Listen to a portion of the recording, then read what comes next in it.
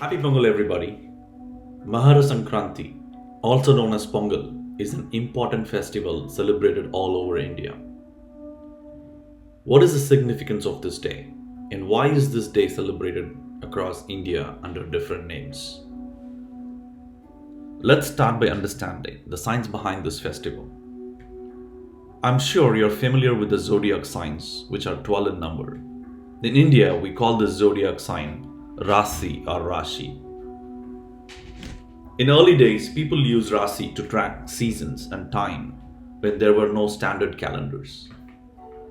The simplest way of measuring the season was by dividing the Earth's orbit around the Sun based on the constellation people saw during the different seasons from the Earth.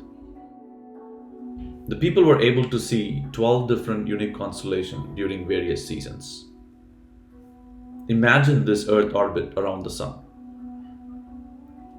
By drawing lines from the constellation to the Sun, we get 12 zones that are exactly 30 degrees apart. People across the civilization assigned these zones various names of their choices. For example, in Indian astronomy, we called it Rasi. In Western world, we call this as zodiac signs.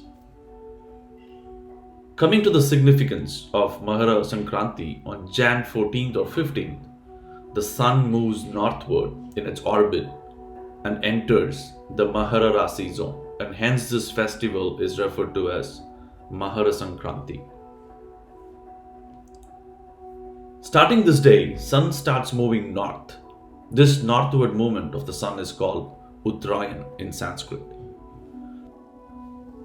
Makar Sankranti is also very important astrologically. As per Indian mythology, the sun and Saturn are said to have an unfriendly relationship.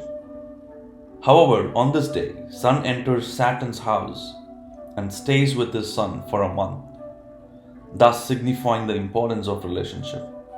Hence, this day represents a new start, ignoring the past challenges. The celebration of Makar Sankranti varies across India and is known by different names in different regions. For example, in Maharashtra it's known as Sankrant, in Gujarat it is known as Uttarayan, and in Tamil Nadu it's known as Pongal. Now let's talk about why the dates of Makar Sankranti keeps changing between Jan 14th and 15th. In India we follow lunar calendar, where the moon goes from new moon to new moon or full moon to full moon in 29.5 days. So we get 12 full moons in 354 days, making a lunar calendar year 354 days long. However, the sun returns to the same spot in the sky every year after 365.25 days. So there is a difference of 11.25 days between the solar and lunar year. Since this festival is about the sun's location, the solar calendar determines Makar Sankranti more accurately. The solar calendar is relatively rigid except for the 0.25 days at the end of every 365 days. However, we only have 365 days in a year. So in 4 years, the calendar lags by 1 day. So we need to adjust it by adding leap day, which is Feb 29. But Makar Sankranti falls before the leap day correction is made. Therefore, every 4th year it falls on Jan 15. In the future, towards end of 21st century, other factors like the precession of the equinoxes will permanently change the date of Makar Sankranti to Jan 15th. One interesting fact about Makar Sankranti is that it is one of the few Hindu festivals observed according to solar cycle. So now you know the scientific reason behind the celebration of Makar Sankranti.